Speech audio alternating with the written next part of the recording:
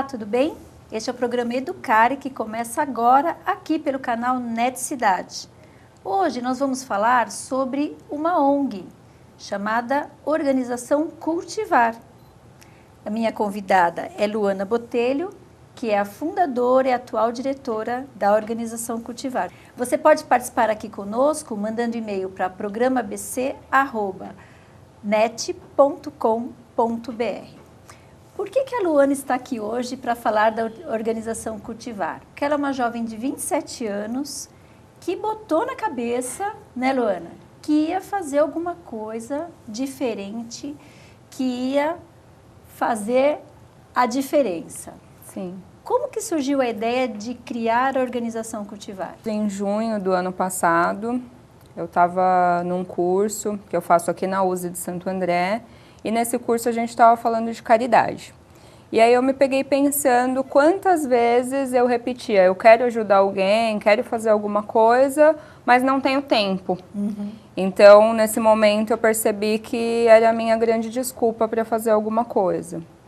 E aí eu conversei com o meu pai, falei que eu queria fazer alguma coisa, fundar uma ONG, e ele disse que sempre pensou em produzir andadores para idosos. E como ele tem uma serralheria industrial, a gente conseguiria fazer isso lá dentro.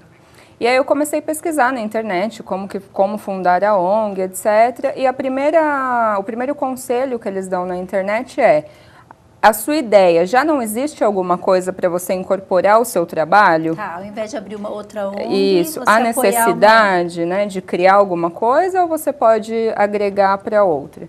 E aí eu fiquei pensando no que fazer e a ideia surgiu muito rápido. Acho que em uma semana eu já tinha ela formada. E aí os andadores, eu falei, o que mais que a gente consegue produzir aqui na empresa, né, que eu trabalho com ele. E aí eu fiquei pensando, então a gente também conseguiria produzir muletas, bengalas, cadeiras de roda, cadeiras de banho, itens de mobilidade. E uma tia me falou numa conversa nessa mesma semana que há muita necessidade de doação de itens de confecção, porque tem muita gente muito morador de rua, muita gente que vai para hospitais ou asilos e não tem roupa íntima para usar. Porque normalmente quando a gente doa roupa, a gente doa blusa, calça, mas não doa calcinha, cueca, meias, etc. E a necessidade de fraldas descartáveis, geriátricas e absorventes, protetores de seio, esses itens que têm um pouco de déficit de doação. Então eu pensei em 2 linhas de produtos, a gente colocou essas 2 linhas no papel e aí começou a ideia de como que a gente ia produzir isso para poder doar por aí. Esse processo de abertura da ONG foi fácil? De quando você teve a ideia até você estar lá com o papel na mão, falou, tá aberta, tá aqui, a Cultivar existe. Foi um processo fácil ou é burocrático? Não, acho que foi a parte mais difícil até agora, porque começou esse processo em julho do ano passado e só acabou em maio desse ano. Tá, então foi quase um ano que eu consegui redigir o estatuto, aí precisava de um advogado para assiná-lo, aí é muito difícil encontrar um voluntário para fazer isso. Aí o doutor Claudemir, que também faz esse curso conosco às quartas-feiras, assinou esse estatuto. Depois disso a gente precisou de um contador, não encontramos voluntários, tivemos que desembolsar tarifas de cartório, etc. Enfim, a gente percebeu nesse tempo todo que, apesar de a ideia ser contribuir para o que, vamos supor, o governo não consegue contribuir, a gente ainda precisa de muita força e desenvolver muita coisa para fazer isso. É a parte mais difícil, é a documentação. Porque tem toda uma questão de prestações de conta, né? Sim. Que assim, de como uma empresa, né? Quais são as coisas básicas que precisa ter a instituição para poder funcionar? Normalmente, quando é uma organização sem fins lucrativos, ela funciona como se fosse um condomínio. Então, ela tem um estatuto que tem todas as regras de como ela tem que funcionar.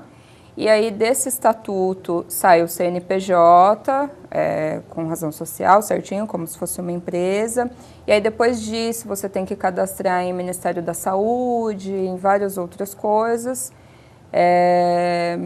Quais mais os cadastros? A independente, assim, quando você monta o estatuto, ali já está determinado com que tipo de instituição você vai trabalhar, com que você vai fazer ou não? Não, o estatuto ele só está determinado que tipo de serviço você vai prestar. Tá. Nós colocamos a ideia, os produtos que a gente vai oferecer, mas o tipo de pessoa que a gente vai ajudar a gente não quis determinar. Tá. Vai ser qualquer pessoa que precisar, qualquer instituição, projeto, independente de ser um lugar fixo ou uma pessoa que esteja passando por ali e precise de auxílio. E você, assim, no começo, você falou que seu pai apoiou de cara, né? E os amigos? Teve gente que falou assim, Luana, vai curtir, isso aí não vai dar em nada, é muito difícil, olha lá, você já correu atrás de tanta coisa e não está dando certo. No começo, até para fins burocráticos, precisava de mais de uma pessoa para assinar o estatuto. Então, as pessoas que assinaram comigo foram meu pai e minha mãe. E eu também não quis muito expor a ideia, porque eu queria passar uma ideia de um projeto que já estivesse com toda a documentação ok, com conta jurídica aberta, para ter mais credibilidade. Mas assim, dos poucos amigos que eu falei, a maioria deram esse conselho, para eu me divertir. Que muita dor de cabeça, que ia ser abrir uma nova empresa, trabalhar grátis. Algumas pessoas gostaram muito da ideia e quiseram fazer uma sociedade para ganhar dinheiro, mas no próprio estatuto está falando que é sem fins lucrativos. Então, não...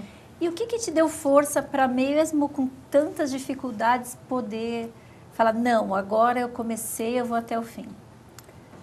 Então, duas coisas. Uma, que depois que você começa a visitar alguns lugares, porque qual é o objetivo maior da doação? É ajudar lugares que já existem. Então, a gente já vai ajudar casas que já estão abertas, projetos que já existem, a gente quer ser esse apoio. Quando você começa a visitar esses lugares, você começa a enxergar uma outra realidade que a gente não vê no nosso dia a dia. Essa foi uma das coisas. E a outra coisa que eu acho que é a principal é que muitas pessoas no último ano me disseram que a gente só consegue ensinar o outro com um exemplo. Então, quando eu criei isso, foi pensando não só em mim, mas nas pessoas que estavam à minha volta e que eu queria contagiá-las também com esse projeto. E quem sabe agora para frente elas venham trabalhar junto um pouquinho. Né? E como que é o processo para escolher essas instituições? Você vai, visita, que critério que você usa para escolher a instituição? No nosso site vai ter, o site ainda está em desenvolvimento, acredito que mais esse mês já esteja tudo certinho. Nesse site vai ter uma ficha cadastral, onde as instituições vão preenchê-las e passar por um filtro. Então, nesse filtro, a gente vai montar um ranking de atendimento. Então, vamos supor, essa daqui precisa de corrimãos de segurança para as escadas e rampas. Não usa fraldas, por exemplo. Essa outra precisa de mais fraldas geriátricas do que absorventes. Então, a gente vai montar esse ranking e, de acordo com o que a gente tiver de produção, vai distribuir pouco a pouco. E a intenção é visitar. Vai ser feito na empresa do seu pai, mas com todo o suporte por trás das doações, das pessoas que querem contribuir. Então, essa é a ideia. A ideia é a seguinte: nós somos uma mobilizadora de recursos financeiros. Certo. Então, a gente não recebe nada físico, só monetário. Então, toda a verba que for recebida em doações vai ser revertida em matéria-prima, na compra da matéria-prima, para produzir essas duas linhas de produto. Certo. Agora, quem vai produzir essas linhas de produtos são os parceiros que a gente vai começar a agregar. Bacana. A empresa do meu pai é uma delas. Certo. Então, uma vez por mês... Porque depende da necessidade, vai precisar de uma... E, por exemplo, a linha de confecção e higiene a gente não produz lá. Então, não teria como atender. Então, vamos supor que você tenha uma confecção. Você chega lá e fala, Luana, eu quero ajudar. Então, eu posso produzir 100 calcinhas por mês. Aí, eu vou comprar a matéria-prima dessas 100 calcinhas, vou disponibilizar para você e você vai oferecer a sua mão de obra gratuita. Okay.